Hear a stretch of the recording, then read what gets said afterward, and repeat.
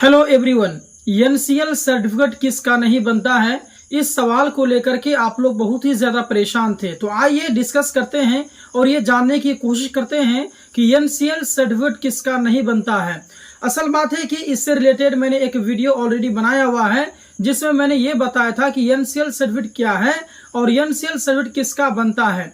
लेकिन बहुत सारे ऐसे स्टूडेंट हैं जो कि एनसीएल सर्टिफिकेट बनाना चाहते हैं लेकिन किसी भी वजह से उनका एनसीएल सर्टिफिकेट नहीं बन पा रहा है। तो इसके पीछे में वजह क्या है और ये भी हम लोग जानेंगे। तो इस वीडियो को आप लोग शुरू से लेकर के आखिर तक जरूर देखें, आपको संपूर्ण जानकारी मिल जाएगी कि एनसीएल सर्टिफिकेट जो है किसका बनता है और किसका नहीं बनता है और इसके बनाने से क्या फवाइद हैं, हर एक चीज मैं आपको बताऊंगा। और आज के इस वीडियो में सारे परेशानी और सारे डाउट जो है क्लियर हो जाएंगे। तो आइए आज के इस क्लास की शुरुआत करते हैं। तो देखिए, सवाल है कि एनसीएल सर्टिफिकेट किसका बनता है और किसका नहीं बनता है।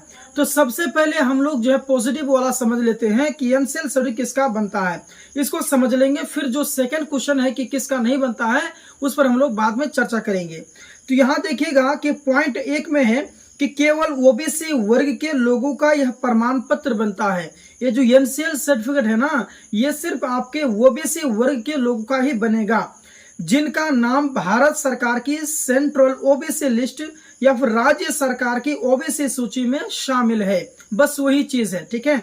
अच्छा, जिनके पारिवारिक वार्षिक आय जो है 8 लाख से कम, यानी कि वर्तमान मानक है, यानी कि इसमें यह बताया जा रहा है, इस पर शर्त लगा दिया कि ओबीसी से ताल्लुक तो हो लेकिन उनके जो आमदनी है, वार्षिक जो आय है, वो आपके 8 लाख रुपया वार्षिक से कम होनी चाहिए।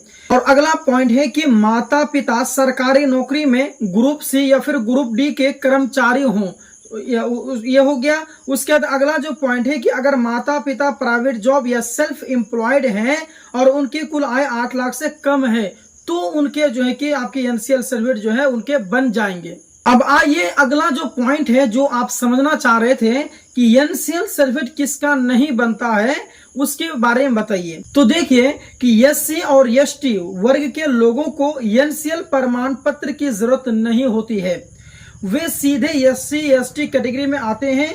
और उसके बाद में अगला जो है कि जनरल, तो जनरल यानी कि अनरिजर्व्ड यूआर कह सकते हैं, वर्ग के लोगों का भी एनसीएल सर्टिफिकेट नहीं बनता है। तो अगर आप एससी से आते हैं, एसटी से आते हैं या फिर आप जनरल कैटेगरी से आते हैं तो आपके एनसीएल सर्टिफिकेट आपके नहीं बन पाएंगे। अच्छा, ओबीसी क्रीमी लेयर वाले लोगों का एनसीएल सर्टिफिकेट नहीं बनता है, यानी कि जैसे मैंने ऊपर में तो बताया कि बनता है, तो यहाँ जो बताया कि ओबीसी क्रीमी लेयर वाले लोगों का एनसीएल नहीं बनता है, तो इससे इसका यह मतलब हुआ कि जिनकी पारिवारिक आय 8 लाख या उससे अधिक है, अगर आप ओबीसी कैटेगरी में आते हैं और आपके 8 लाख से ज्यादा इनकम है वार्षिक, तो आपके एनसीएल नहीं बनेंगे। अगर आप ओबीसी में आते हैं और 8 लाख से कम आपकी इनकम है तो फिर बन जाएंगे। उसके बाद में अगला दूसरा पॉइंट है कि जिनके माता पिता ग्रुप ए और या फिर ग्रुप बी की सरकारी नौकरी में है तो फिर मतलब कि नहीं हो पाएगी, यानी क्लास 1 जो क्लास 2 है, हाँ, गेजेट ऑफिसर, तो उसका जो है कि नहीं होगी।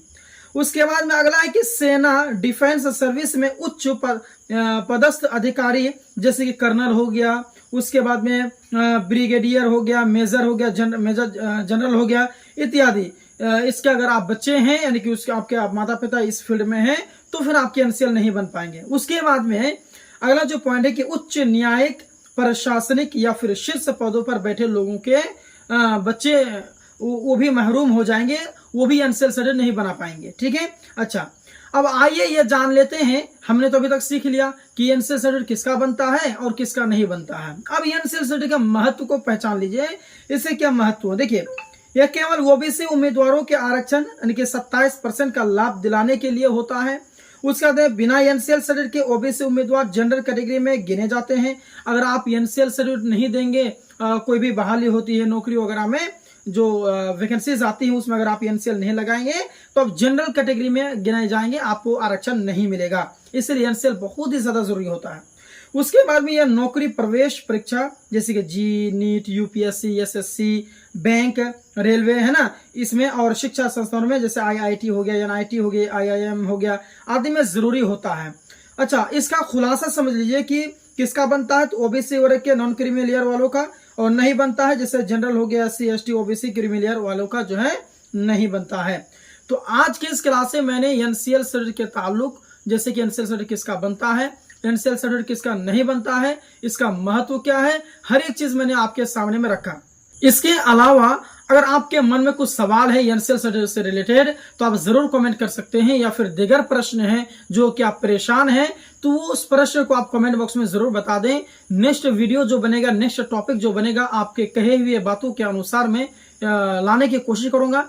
आप लोग इस चैनल को सपोर्ट कीजिए, नया चैनल है और आपको पता है कि मैं इंडियन इंग्लिश स्कूल जो मेरा फर्स्ट यूट्यूब चैनल है उसमें मैं काम कर रहा था, अब ये सेकंड यूट्यूब चैनल है। तो जिस प्रकार से आपने इंडियन इंग्लिश स्कूल फर के यूट्यूब चैनल को आपने प्यार किया है, प्यार दिया है, उसी प्रकार से इस चैनल को भी आप लोग लाइक करें, जो ज्ञान कीड़ा स्टेशन 9.0 के नाम से है, इसको भी आप लोग प्यार दें, सपोर्ट करें, इसको सब्सक्राइब करें और प्रत्येक वीडियो को वॉच क्या करें, आपके नॉलेज के अनुसार में सभी वीडियोस मिलेंगी।